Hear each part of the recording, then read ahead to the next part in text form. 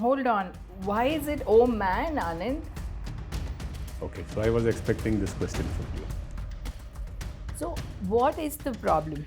There is a lot of anxiety, there is a lot of tension that people have. I know you already talked about quitting, but was there a why, like an intention?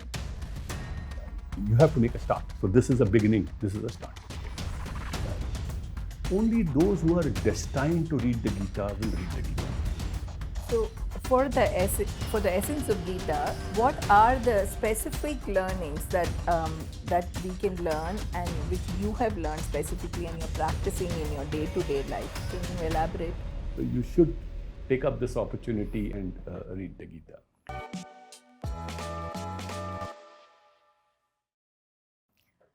Hello and welcome to the Talk to Vidya podcast. This is a home to mindful and resourceful chats and conversations with very unique human beings and personalities that have created a very positive impact by simply choosing a sustainable lifestyle.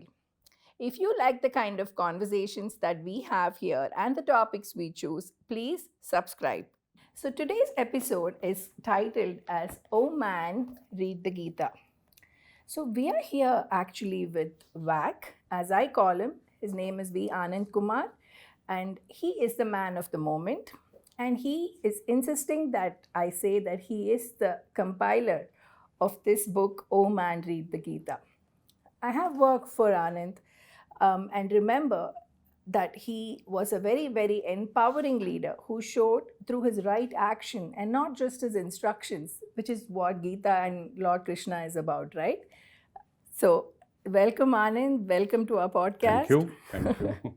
I think you're being very generous and thank you for hosting. This book just came out very, very recently. Yes. And I'm glad that it was sheer coincidence that she saw one of the WhatsApp forwards and we got connected and here we are. Yes, and it's available in Amazon. Please, hear this podcast and listen to what the man is saying himself and also listen to, what this book is about. And if you're interested, please make sure you can subscribe to us. You can look at this video and we have the link below to buy the book. So more about Anand, right? He's a very caring family man and girl dad who resides in Bangalore with his wife Krishna. Both his daughters are away from Bangalore, out of here for college. So let's go deeper. Anand, are you ready? Yes, I'm ready. All yours. Okay. So the first question, which is pretty obvious, is why are you not? I went through the entire book, read the entire book. Why are you not mentioned anywhere as an author? So it's very simple. When you look at the Gita is from Lord Krishna. Yes. It is a compilation between Lord Krishna and Veda Vyasa. What we have done over here, we are not a Shankaracharya or a renowned commentator from the Ramakrishna Mission or Chinmayananda. We are compilers. What we have done is we have taken information from multiple sources, compiled it in a very easy to read, crisp, simple manner. And that is the essence of this book. Because most people get daunted when they see a 500,000 page book in front of them. And that's the sad part. Hardly anybody we knew, and we did a dipstick. This whole project got started around COVID when we were having a chat with some of our college friends. There was insecurity, there was fear, there was chaos all around. And then in one of the conversations, it came up, hey, have you read the Gita? Nobody had read the Gita. And then the reason was, it's complicated, it's just too detailed for me. That's when we said, let's take this up as a project. Let's try and simplify this in a manner that it is accessible to everybody who was curious about the Gita and wanted to read it. This is now an enabler to get him started. So that's why we don't want to put our names there. And we want this to be seen as an offering from Lord Krishna to everybody who wants to read the Gita. All right, that sounds like a really good answer for this. But you had a really interesting trajectory in your professional life. You started with Sun, and then you went into Wipro, where I met you, and then you went into Apple. So such big, illustrious companies, right? And then how come you're here today with a book? Where did that come from? So, the 25 years of corporate life. Yeah. So, we were a lucky generation. We started in 92. Yes. Yeah. Good companies, good job, good growth. Uh-huh. But somewhere deep down, there was always this realization that there is more to life than just running around in the corporate world. So even when we met in Wipro before my Apple stint, you may recollect I used to say that by 45, 43, I'm going to 45. call Yeah, it. yeah, yeah. You need 10, 12 years where you can travel, you can do what you want, and you have the freedom, and you also have strength and strong knees to do all that you want to do. So that's where I wanted a time when the watch does not control me, and I wanted a little bit of freedom, because corporate world is morning to night, 6 days, 7 days a week. The schedule and the calendar dictates what you do. You really don't have breathing time for yourself. So that's where I think I got a little more, followed my passion, followed my pursuit, was lucky enough to meet a guru in Sri M. And the journey has gone from there. And now it's like, my strength is writing and compiling. So I have a blog which has been around for the last 15 years. Yeah. So all I'm trying to do is take good stuff, take good information, and present it in a simple, easy to read manner to people. Awesome. So, yeah, retirement, that's very interesting, right? He always said, all of you, he always told us that he'll retire, and he actually did. How many people do that? Some of us would actually think that's a luxury, and but you're viewing it more like a different lifestyle, which it kind of feeds inwards, right? True. And you're busier than. I am busy. I will not say I am busier, but I you're am busy. leading a good quality of life, and I keep myself busy from morning 5:30 till night 10 o'clock. There's something or other that keeps me busy and contented. So no Yeah. complaints about that. But I mean, you've done all your responsibilities after that. Like, so you planned this to the T. Clearly, it's not like anything was left behind. I think both his kids had the trajectory they always wanted. So he had actually planned financial. I think discipline was so good. You always were like that. You were good in math, but I think that's something that definitely you've put into use and maintain that, right? You have to. It's a long life, right? At the end of the day, finally, it is, like I say, not even a leaf moves, and which is what the Gita says, that at the end of the day, there is some power which controls everything. So while we may say we want to move out, nothing really happens without divine grace. So I'm thankful that things have moved in the right direction. This is like Rahman says, Yella pugarum iraivanuke. Which is true. Which is Probably true. Okay. And then what was the trigger? Was there any particular trigger to, that led to you quitting? I know you already talked about quitting, but was there a why, like an intention? Like I said, it is basically the freedom of time. That's the same Too thing. much of travel takes its toll on health, and you kind of reach a level when you say that, hey, if I'm reasonably contented with what I have, and you see that comfort zone that you can manage comfortably for the future. So then you take the call and say it's time to move on. And yes, the corporate world of the 90s and when we started, and the corporate world of today, things have changed. It's a lot more toxic. It's a lot more stressful. So in a way, I'm glad that I took the call and I was able to leave. So by toxic, it's also the people practices is what we are talking about, right? It's definitely it's a lot left to imagine right now than when we started. We had a lot of human resources support, and I mean, we had so much of training on all that. Is that what you're? Yeah. So the overall environment, if you look back, and I'm coming back to some of the reasons that why the Gita has been written, there is a lot of stress out there. Yes. Whether it is in a fresh college kid or whether it is in a 50-year-old, there is a lot of anxiety. There is a lot of tension that people have. Go through, yeah. And you must be seeing that in your counseling sessions with people. So it's unfortunate. It exists over there. It is going from bad to worse because with technology changes, people are not even sure if they will have a job beyond the age of 40. So that worry is coming in a lot of people, and that's where you have to start looking at solutions, and that's why this book is titled as "Oh Man, Read the Gita: Solutions for Peace and Happiness." That's where we are trying to look at saying, hey, here is something you should explore if you have not done this till now. If people today who are working definitely can actually adjust to the more different times or toxic times right now, because this actually helps at least things inside. We know how to manage ourselves better, and we know our responsibilities and duties without really looking for outcomes and validation. That's something that Gita definitely teaches you. True. Yes. So anything you want to say about value system that probably the Gita has? So a lot of people asked me saying that how did your corporate stint kind of help you to navigate in this direction, and what are some of the teachings that you see in the Gita which you kind of reflect back on the companies at which you worked? Yes. And I think interesting correlations do exist. For example, let's look at Mr. Premji and let's look at Wipro of the 80s and the 90s. What Mr. Premji created is unique. There is probably nothing like that exists today. Everybody were from a similar profile, middle class families, extremely hardworking, extremely committed.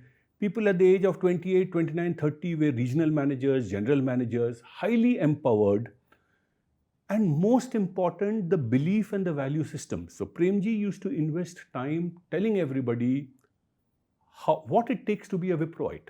So he used to spend half a day in Chaudhary Memorial with all new recruits and explain to them what is Wipro beliefs, what is integrity, what is being truthful. New joinee orientation. HR. And that is, so very critical, I think. Very true. Personality it comes from the top. Top down, yeah. And so that's exactly what, so from an ethical organization, truthful organization, I think maybe Mr. Premji has never read the Gita, but a lot of the teachings of Gita was incorporated within the ideology of Wipro. Let's come to an Apple. What made Steve Jobs and Apple succeed? We say innovation, but Steve Jobs was paranoid about perfection. Yes. Everything has to be perfect.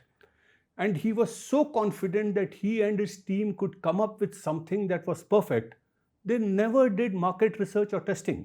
So the iPhone was not like a consumer product company will go and test colors and fonts and wrapping. They just said we created something which we know is a wow. Yeah. So Apple was all about, and that's again exactly what the Gita says. Do your job, do it so well, don't worry about the result. So Apple created products, they put the best heart and soul that they had, the Johnny Ives and the Steve Jobs, they created something. And then, so you will see that the teachings of the Gita are not, people perceive it to be something that a 60, 70-year-old should read, but it is practical in every single thing. True. Let's look at the world of investment. Let's look at what Warren Buffett does. Do your research, analyze, find a set of good 6, 7, 8, 10 companies. Forget it. Leave it. You can't keep buying, selling and trading. Nobody makes money on trading. The best investors are... That's exactly what the Gita says. Do your homework, do your research, do your job efficiently, and leave the outcome. If you do your work properly, the outcome will come. So you see correlations in a lot of things. And today when we say specialization, everybody says don't be a generalist, be a specialist. Be good in one field. One thing. Don't be like a jack of all trades. Which is exactly what the Gita also says. So just a segue here. Do you think that, so you're saying perfection is a virtue? No, I'm saying it's a way of ensuring that you put your heart and soul into what you're doing. Whatever you do, if you're chopping vegetables, do it well. If you're folding clothes, do it well. If you're writing code, do it thoroughly. See, look at it. If everybody does their job, the world is an ideal place. But I may think that I've done this particular job, like this podcast, to the best of my ability, and then if I listen to Shashi Tharoor, I'm like, oh my God, like, look at his look at his tone and look at his English, and we may come from completely different backgrounds, but I compare, right? Because this is maybe mine. I should always think what I do tomorrow, my next podcast, should be better than what I did with Anand. And so, isn't there something like we progress within ourselves if the Gita says You that? do.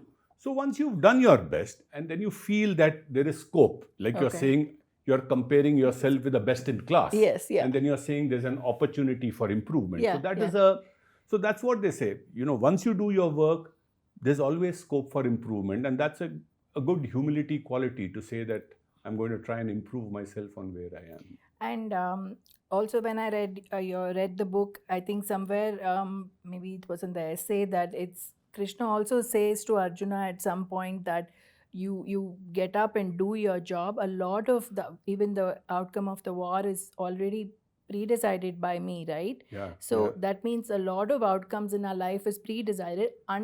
Until unless we do our job, which is the free will part of it, we are not going to get the outcome, right? True. You can't sit back and say everything is destiny. Exactly. That's not right. You have to put your best foot forward. Yeah. And then the grace of divinity is always there to help you in your journey. That's great. Just stepping back to one question, we were talking about time and how you like to have your time and to be the master of your time, basically. When did you learn to be so conscientious of the time that we all live in this world? Like, it's so finite, but 90% of us don't get it. Like, I don't get it. Most of the times I'm sweating the small stuff, right? How do you get that maturity? How do you calculate stuff like, hey, I have 10 more years to travel, I have this many more years? How do you get there? I really don't know. I don't know where that comes from. See, some people are born super intelligent, so life goes smoothly for them. But I always tell my children and I always tell youngsters that you can either be super intelligent or you can be super organized. And a lot of people who succeed are the people who are the super organized. Yes, and you go back on cricket, Vinod Kamble was brilliant, but he was not organized. Some say that a Sachin Tendulkar was not as good as him, but he was dedicated, organized, systematic. So being organized, being structured always helps. Anand, I may have to cut that. A lot of my fans won't like that about Tendulkar.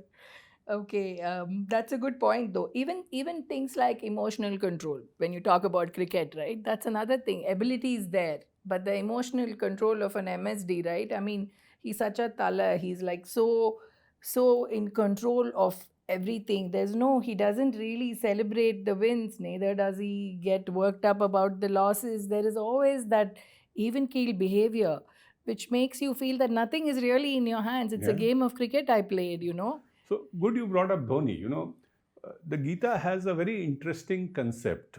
There's a word in the Gita called Sthita Prajna. Okay. You may have heard of this. Very difficult to translate a Sanskrit word to English, but a close correlation is probably equanimity. Okay. And what Sthita Prajna talks about, and it comes in chapter 2, and Lord Krishna keeps talking about it again and again to Arjuna, saying, at any point in time, there are ups and downs. Finally, everything is dictated by how you think. It's about your mind. Yes. So, happiness and sorrow are two sides of a coin. Same coin. There is one day when the stock market goes up 2,000 points, wow, you're super excited, party time. 2 days later, dhad, the same market crashes. Now, how do you manage this ups and downs in life? A promotion comes, a layoff comes. Correct. Great wealth comes, the property that you had, the documentation was wrong. Yeah. So, Sthita Prajna is about saying, hey, listen, at the end of the day, the ups and downs are a part of life, but how you manage it is left to you. Train yourself, and the Gita is a very structured, systematic guide that helps you train. So, Dhoni, probably without even reading it, is a great example of a person whose equanimity is very high. His level of Sthita Prajna is very high. So it's a wonderful example of somebody who's practicing some of the tenets of the Gita without even having read it. So Sthita Prajna. Sthita Prajna. Yeah. That's great. Okay. So let's do a little bit of deep diving. So what is the problem that this is fixing? Let's step back and look at simplifying. Let's simplify this. Let me read, the back of this book actually has a letter, so I don't know too many big shots, so I don't have a Shashi Tharoor or a politician writing a foreword for me. So I drafted a letter as if Lord Krishna is writing this letter to everybody. So this is what the letter reads, okay? Dear mankind, I wish you peace, happiness and good health. So this book was launched on Janmashtami. So I actually wanted everybody to read this letter on Janmashtami. Oh, wonderful. So this was the marketing collateral that we had. Many eons ago, I helped Arjuna find clarity of thought. Arjuna was confused. Okay, he was a man with tremendous potential, but he was confused and he refused to fight. Those teachings remain relevant even today. I invite you to explore them. So what is the Gita about? The first chapter is about the agony of Arjuna. Here is a man with tremendous potential, but he is refusing to fight. Lord Krishna comes to him in the form of a psychologist. Correct. And he's saying, I'm going to help you to explain to you what is the problem, step by step in a structured manner, help you overcome the challenges that you face. Now, what are the challenges? The happiness of your life depends on the quality of your thoughts.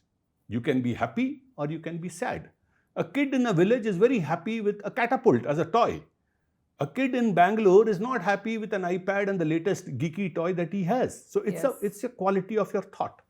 A calm and modest life brings more peace than the endless pursuit of success fueled by greed and restlessness. This is why I left my job. We started with a cycle, went to a scooter, Maruti 800, nice car, traveled by flight, business class, first class. Beyond that, what? At the end of the day, the richest man is not the happiest man. So no greed. Contentment. I will not say greed, I will say Contentment. Okay. In a world that is materialistic, the Western world has made us materialistic, stressful, created by ourselves. We have created, nature is not stressful. We have created stress by ourselves. Dangerous, increasingly lonely. Look at the number of senior citizens who are all alone. Isolation, loneliness.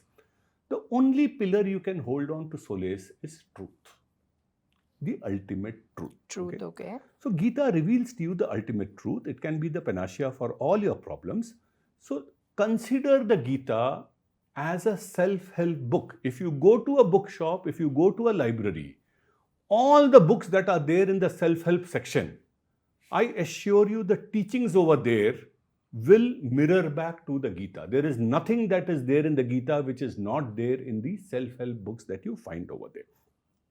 So of all the versions of the Gita, here is a simple version. So Suresh ji, who is my friend, and he has helped to co-compile this book with us, and he is helping us in promoting this book. We both believe that the knowledge that exists in the Gita is so profound. But if you look at the initial reviews that have come on Amazon of people who have read it, what have they said? They said, hey, there's a kindergarten version and there's a PhD version. I don't want the kindergarten version and I'm not ready for a 1,000-page PhD version. This fits in the bill very well. Some have said this is a 101. So compare this with an analogy. Computers have always existed.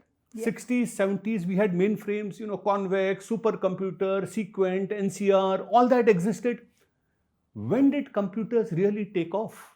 Computers took off after Microsoft and Apple started their PCs.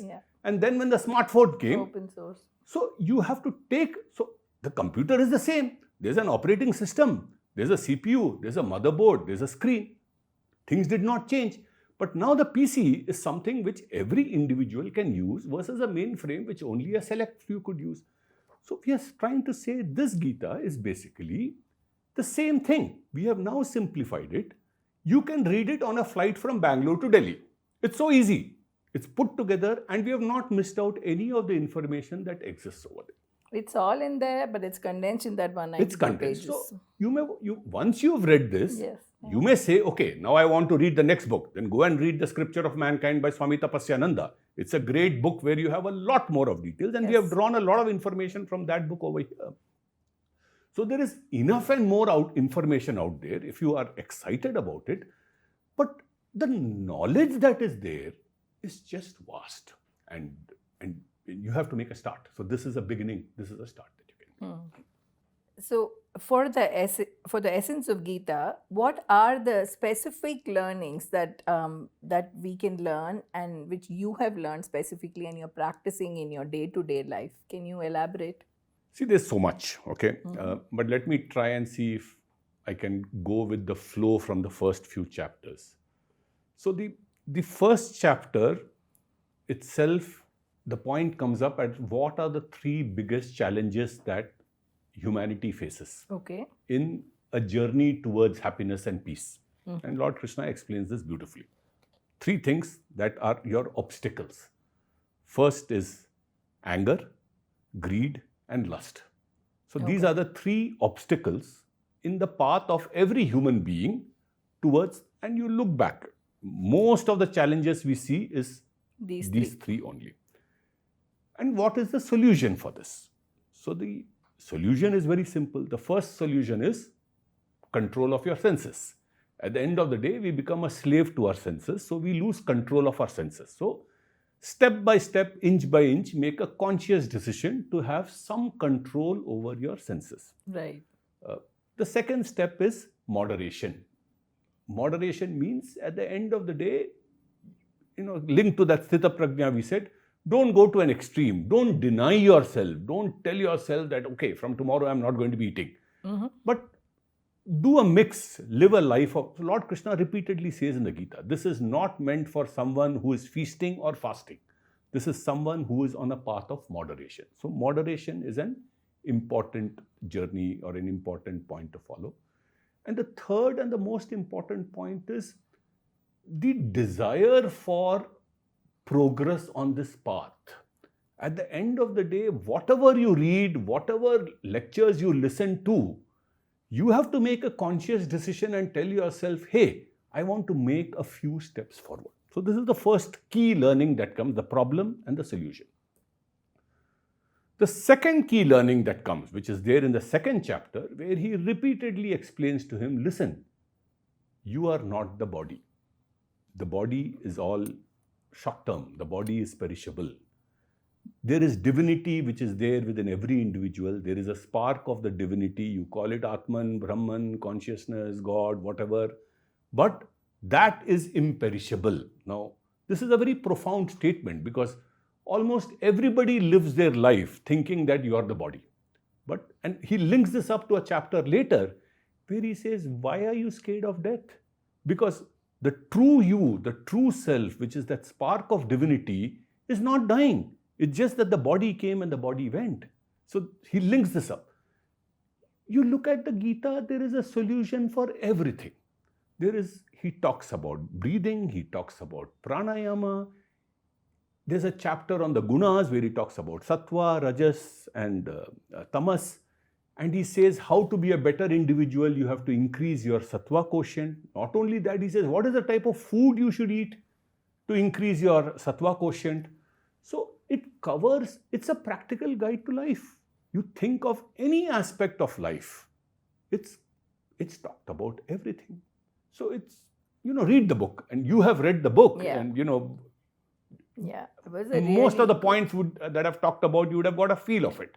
As to we've touched upon these points. Yeah, and I think that's the best part, right? He's like a complete Paramatma because he's able to all round be at one point. He can be a psychologist, he can be a nutritionist.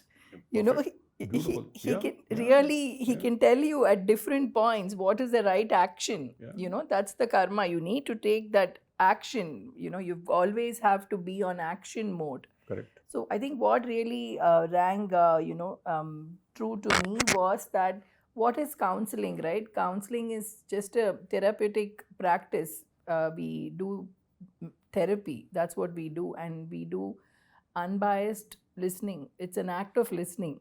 That's what it is. We listen to whoever wants to share their problems with us, and problems are a lot like what Arjun is facing. Severe anxiety. He's literally bordering on Depression. On a panic attack Yeah. in the battlefield. Right? He's put all his work down, and he's saying that everything is just stopping to work. Like I'm having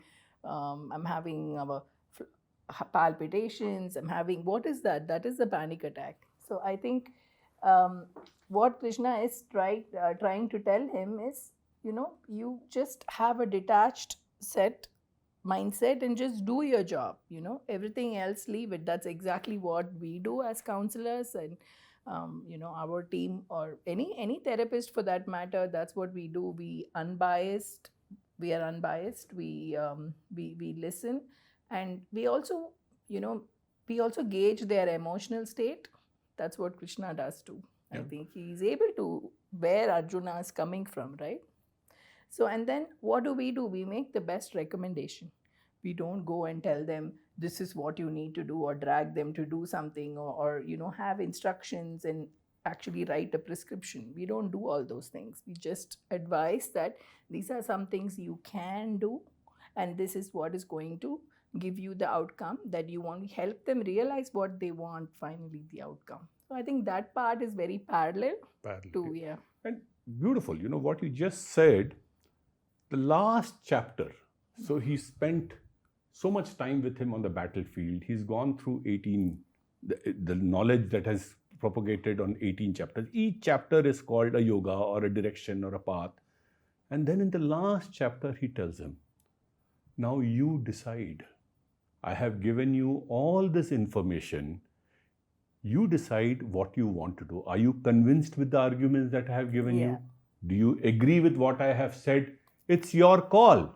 He doesn't whack him and say, hey, Bhagar, now enough is enough. We've spent time. We're wasting time. Pick up your bow, start the war. No, it's your call. You decide what you want. And that's exactly what you said. You give the suggestions, you give recommendations, but then the individual, unless the individual takes a few steps forward, how much ever gyan you give, it is of no help at all. So Anand, in your 10 years after after you retired, you've done a lot of interesting travel.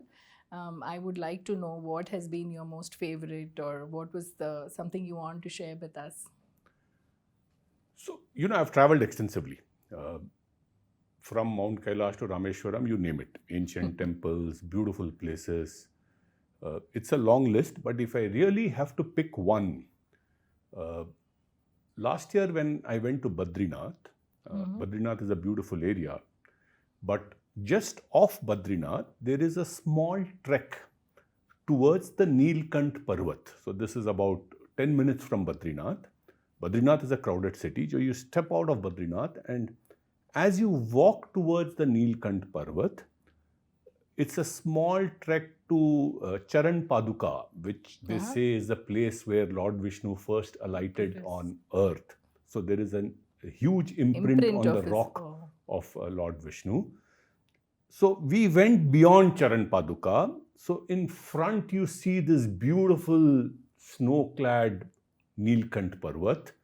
You have a crystal pure stream, gurgling water along the path. Meadows on both sides. Fortunately, it was blue skies, and there was nobody on the trek. It was just a few of us and the guide. It was beautiful, a little bit of pastoral, nomadic sheep, but it was just fabulous. So this is some place I would encourage everybody to. Badrinath is beautiful, and if you go to Badrinath, most people go and quickly do a darshan of the temple, but I would encourage you to do the morning 5 o'clock Abhishekam, which is a half an hour aarti. See, most people don't know what is the idol in Badrinath. You know the idol in Tirupati, you know the idol of Lord Vishnu. It's either a sleeping Vishnu or it's a... But Badrinath, if you recollect, nobody knows what the idol is. It's actually, and you get to see it only in the morning at 5 o'clock in the Abhishekam. It's a rock where you have a faint silhouette. It's like just a brief line diagram, of a saint of Lord Narayana in a Padmasana posture. The face is not visible. So in the morning Aarti, the priest will put chandan. He will first put chandan on his hands, then he will put chandan on the sacred thread, then he will put chandan. That is when you get to see the image of Narayana sitting in a meditative pose in Padmasana. So it's a very, very rare sight. And anybody who is a bhakta of Narayana should go and attend the morning 5 o'clock Abhishek. You must do that. It's a wonderful, wonderful experience. You should really do a travel, spiritual travel show. This is really explaining it so beautifully. Chidambaram also, another amazing place. I go twice a year. It's the only temple, no security, no guards, nobody hounding you to put money in the hundi, no special darshan ticket. It's just you and Shiva. They let you be. It's so beautiful. Go on off-peak time, middle of the week, not during a festive season. It's beautiful. So some of these places, you go there to soak in the energy of the place. I used to go to dance for Natyalaya for a long time. Chidambaram. Yeah. Very nice. It's a beautiful temple. And with all that, the secret. It was such a beautiful temple to go when you were a kid also. The secret as well. But this brings me back to the book. There is that chapter on the essay, I think, about the Vishnu Sahasranama, how it came about, how it was written. I had no idea it had something to do with Sahadeva and Vyasa. Yeah. I mean, that is something where did you get that source from? That's a enchanting story. Yeah. So what we've tried to do in the book is we've summarized the 18 chapters. You've read the 18 chapters in 4, 5, 6 pages each. Quick summary with all the information. We've also written 18 essays. Each essay touches on a topic which is relevant to the Gita. For example, there is an essay on consciousness. There is an essay on prana. There is an essay on sthita prajna. There is an essay on breath. Because we've lost this, we don't know how to breathe. Our breathing is so shallow. Yeah. So there's an essay on breath. One of the essays, and because it is related to Lord Krishna, and I travel a lot to Tirupati and fascinated by Lord Vishnu, and I chant the Sahasranamam also regularly. So Mahaperyava, I think in some blog or in some book, I read this incident that happened with Mahaperyava in the 1930s or 1940s in Kanchipuram, where somebody was recording his talk. And then he suddenly said, "Do you know which was the first tape recorder?" And nobody knew which was the first tape recorder. Then he went back to the story where he says, Bhishma was waiting for the auspicious time to let go because Uttarayan, Dakshinayan, he was waiting for the right time to ascend to heaven. And Lord Krishna tells Yudhishthira, let's go and let's seek the blessings of Bhishma to help you in your life, in your afterlife, in running the country. So all the Pandavas, Krishna, everybody, they go to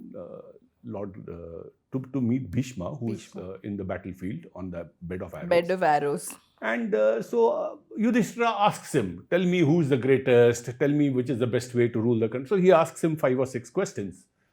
And Bhishma then points at Krishna with a mischievous eye and saying, all of it is this fellow only. You know, he is the man who's created and solves everything. So all you have to do is seek his blessings and everything falls into place. And then he says, let me narrate to you, let me chant to you the glory of Lord Krishna. And he starts with the Vishnu Sahasranama. In the Anushtup Chandaha, he starts chanting. Everybody is sitting mesmerized, listening to the Vishnu Sahasranama. First time it's being, and suddenly the Vishnu Sahasranama is over. Suddenly they open their eyes. And then Krishna says, hey, who took notes? So he's like the boss. Nobody's taken notes. So everybody is like, hey, who took notes? Nobody took notes. So they're like, we can't ask Pitama to chant all this once more to take notes. Now what do we do? So then they're again looking at Krishna saying, give us a solution. He says, there's only one solution. So he looks at Sahadeva. Sahadeva used to wear a pendant which had a spatikam, a crystal. So he says the crystal would go like has the power to absorb sound waves. Now the spatikam is a symbol of Lord Shiva. So he says if Sahadeva can go and meditate on Lord Shiva and try to get the waves back from there, then he can chant the Vishnu Sahasranamam once more, and this time we'll have Veda Vyasa sitting next to him and start writing it down. So that's what happens. So Sahadeva goes, sits over there, meditates, and with the grace of Lord Shiva, from the Spatikam, the waves come back, and he's able to chant it, and then Veda Vyasa. So Vishnu Sahasranamam is also part of the Mahabharata. It comes as a section of. So what I'm saying is there are so many interesting stories out there. This almost has like a a scientific, and it's pretty scientific. There's another very interesting story. I don't know if you read that. So this is a story about sage Bharadwaja. Bharadwaja Gotram. So there are different Gotrams, Kaushika Gotram. So Bharadwaja is a saint associated with one of the Gotras. So Bharadwaja he took multiple lives. He came, and each time he said, I have to finish reading the Vedas. And he was never able to finish the Vedas. So first time he came, second time he came, third time he came. Fourth time, Lord Shiva felt pity on the guy. So he came in front of him and he says, hey, if I give you one more life, what will you do? He said, I will read the Vedas. Then Lord Shiva shows him the entire Himalayan range in front of him, and he picks up a little bit of mud, and he says, in the 4 lives, what you have studied is only so much. So even if you come for 1,000 lives, you cannot read all the scriptures and get all the knowledge. If I correlate that, the reason why one should read the Gita is it has the knowledge of all the Upanishads, all the Vedas. So you don't need to sit and read 1,000 different scriptures. The Gita through Lord Krishna is giving you a summary of all that you need to know in the philosophical, spiritual, religious world. So if you read the Gita, it's like you've covered the gamut of all the knowledge that you need to get over there. So that's the beauty of why I encourage everybody to at least try and read the Gita once. That's awesome. Thank you, Anand. It's a beautiful couple of stories. How would you want to, or how would you actually introduce Om and Read the Gita to our viewers? Okay. So this is a book that has been compiled by Suresh Bharwani, the founder of Jet King, and me. The objective is very simple. The objective is there are Gitas which are very basic, and then there are Gitas which are very advanced, 500,000 pages. We wanted something in between. The knowledge is profound, so we wanted to take this knowledge, sourced from multiple authentic sources, present it in a very simple, easy to read manner. Yeah. And that's what makes this version of the Gita unique. So it's just what you do best, condense and compile. Summarized it in a very simple manner. And it's a great starting point. You can call it as a 101. But it still has everything. It has got everything that must have been quite the effort. Yes. To actually get everything. It's taken about 3-4 years to put this together. 3-4 years? Yes. That's awesome. So go get your copy, guys. It's available in Amazon.in, and it's going to be available in Amazon.com in a month. Yeah, both the hard copy, the Kindle version is available everywhere. Already. Yeah. So Anand, you say that you've compiled this from a lot of sources. Can you just give us some idea what are the sources? Sure. So a lot of information has come from books of Ramakrishna Mission. Okay. One of the books that has influenced me a lot, from which I have leveraged a lot of content, is Swami Tapasyananda's A Scripture of Mankind. It's an excellent book. Okay. I have also referred a lot of content from Swami Chinmayananda's books. Lot of Shriyam's teachings, which are so simple and easy to understand. Purushottam Yoga, many of the chapters of the Gita, and many of the essays have been influenced by Shriyam's thinkings. And of course, a lot of Adi Shankara's, the Gita, he was the first person to summarize the Gita. So a lot of the thought process has Adi Shankara? Adi Shankara was the first person to summarize the Gita. Yeah. Okay. So a lot of his perspective. So that's kind of the broad, plus, Swami Shivananda, Bihar School of Yoga. So some of the essays which talks about yoga and pranayama, I have referred to information. Okay. So all good content which is authentic and of use to the reader. So I know that Shriyam is from where I am from, where I was born. He was born very close to that Trivandrum. and near Nagarkoil. Apart from that, I don't know anything about Sri M. Can you tell me something about Sri M? So Sri M is an enlightened soul. Okay. We are very blessed to have been connected with him in this life. Okay. Very simple, very down to earth. He comes from the Nath Parampara. He is a householder. His teachings are based on the Gita, the Upanishads, Patanjali's Yoga Sutras, Yoga Vasishtha. So all are scriptures. He's taken it, summarized it, and made it so simple. He also initiates his followers, the satsangis, into Kriya Yoga. So his guru, his lineage is Babaji. Okay. There's a book on him, right? So Babaji is from the Nath Parampara. Some say he's Adinath, some say he's Shiva. So that is the lineage. So Sri M wrote a book, right? Sri M has many books. There is a book of his called The Apprentice to a Himalayan Master, which is his autobiography. That's the one. But there are many books he has written. He has written books on deeper aspects of Hinduism. He has written books on Upanishads. So it's one of the few people whom I have seen whose teachings are simple to understand, genuine, no commercial flavor anywhere associated with him. So we are very lucky to have had an opportunity to be associated with him. What do you mean by householder? He's married, he has kids, so he's a family man. He's not a monk, he's not a sannyasi. He's a family man. And which again brings me back to the Gita. The Gita says the toughest journey on spirituality is for a person in the samsara. You can't run away. It's very easy to run away to a cave and say that, I have no desire, I have no lust, I have no attachment. But when you are living in the middle, when you're facing challenges day to day, and you have to follow this journey, it's a tough path. And I think that's where Sri M's guru told him that go live the life of a householder and then practice your teachings to your disciples and your followers. I mean, in the Himalayas, you're single and you eat plant-based food, so you are okay. You're healthy. Yeah. Some rapid fire questions for you, Anand. Where were you born and raised? Durgapur, Bengal. West Bengal, okay. Did you have any experiences in your childhood that could have contributed to your generally internal view? I find that you have an internal view in life always and a reflective, personality. No, it's just that we came from a family where parents were very religious and used to do their prayers and pujas very, very sincerely. So that's about it. That's the one. Okay, that's good. So, this is an interesting one I wrote. You're a girl dad. You have two girls. What is the one thing that you think girls must be empowered to do today? All girls, non-negotiable. Give them the freedom to do what they want. Okay. So let them decide. So give them pros and cons.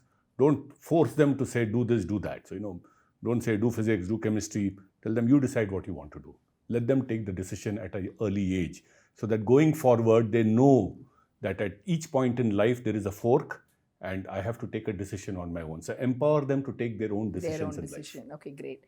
So what is your favorite chapter of the book? Why? Quickly. My favorite chapter is chapter 2. Because I think that's profound, where Lord Krishna talks of both Sthitāprajña, and he also talks about the fact that you're not the body, you're the soul. I think that's a very important comes chapter. in that. Both so comes that's in that a great. chapter Okay. 2. The last one. What is your goal for the book?